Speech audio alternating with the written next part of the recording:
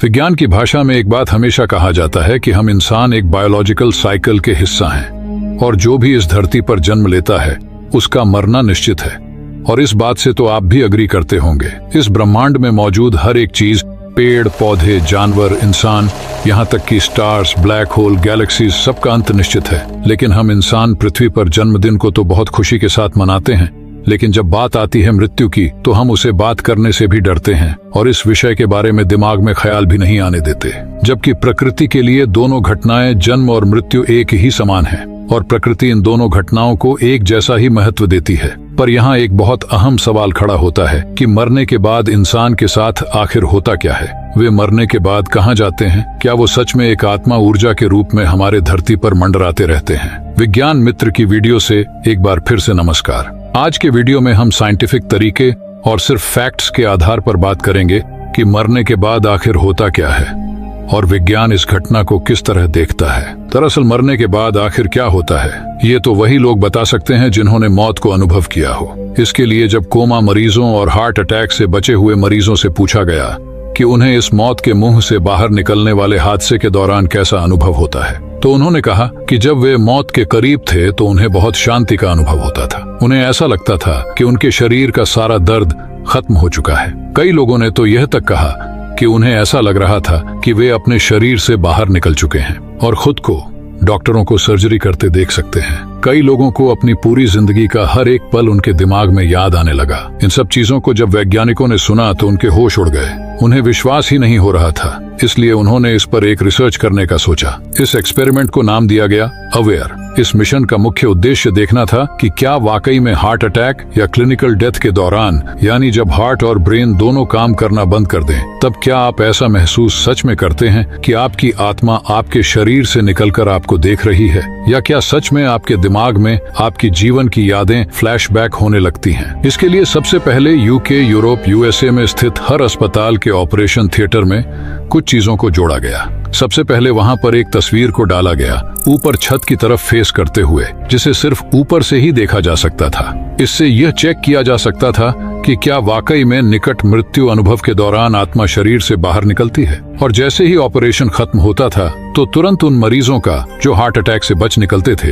एक इंटरव्यू लिया जाता था, जहां उनसे पूछा जाता था कि उन्होंने वहां ऑपरेशन थिएटर में क्या क्या देखा। और इसी तरह अलग अलग मरीजों का डेटा कलेक्ट किया गया। इन सभी टेस्ट में ये पाया गया कि 9% मरीजों को ऐसा महसूस हुआ कि उनके दिमाग में उनकी जिंदगी की सारी यादें फास्ट स्पीड में चल रही थी। 2% लोगों को ऑपरेशन के दौरान हर एक चीज बिल्कुल अच्छे से याद थी, जो थोड़ा शॉकिंग था। कुछ लोगों को एक लंबे टनल के बाहर एक तेज रोशनी दिखाई दे रही थी, जो शायद ऑपरेशन थिएटर की लाइट की वजह से हो सकता है। लेकिन कोई भी मरीज यह नहीं बता पाया कि वहां पर लगे नोट में क्या लिखा था। तो इससे शरीर से आत्मा निकलने वाली बात तो गलत साबित हो गई थी। पर अब सवाल यह है कि विज्ञान के नजरिए से हम इसे कैसे देखते हैं। तो इंसान की मृत्यु की शुरुआत होती है उसकी दिल की धड़कन बंद होने से, जिससे हमारा ब्लड सर्कुलेशन रुक जाता है। इससे टिश्यूज और ऑर्गन्स में ऑक्सीजन पहुंचना बंद हो जाता है। सांसें रुकने के कारण हमारे खून में कार्बन डाइऑक्साइड अधिक मात्रा में जमा होने लगता है, जिसे हाइपरकैप्निया कहते हैं। ऑक्सीजन कम होने की वजह से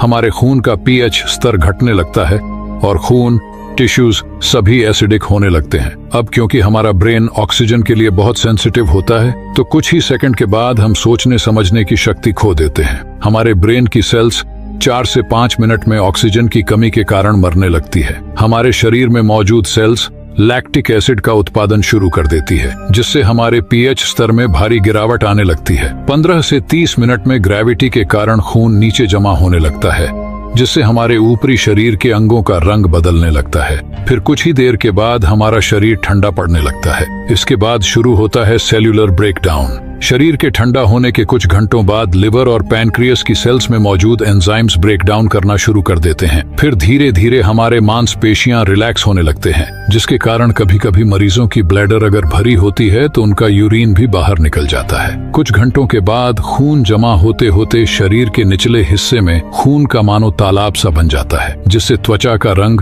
पर्पल रेड होने लगता है। मरने के 2 दिन बाद शरीर में मौजूद बैक्टीरिया मीथेन, अमोनिया जैसी गैस का उत्पादन करने लगते हैं, जिससे पूरे शरीर से एक बहुत ही गंदी गंध आने लगती है। कुछ दिनों के बाद प्यूट्रिफैक्शन के दौरान गैस इकट्ठा होने से हमारा शरीर फूलने लगता है। एक हफ्ते के बाद शरीर में बैक्टीरिया और कीड़े बनने लगते हैं, जिससे टिश्यू मास घटने लगता है और हमारे शरीर से टिश्यूज फ्लूइड के रूप में निकलने लगते हैं। कुछ और दिनों के बाद शरीर में मौजूद ब्लड वेसल्स, खासकर नसें, मार्बल्ड पैटर्न की तरह हीमोग्लोबिन के ब्रेकडाउन के कारण हमारी त्वचा के माध्यम से दिखाई देने लगती है। इसी बीच शरीर में स्किन स्लिपेज शुरू हो जाता है, जिससे बाहरी त्वचा ढीली पड़कर छूटने लगती है।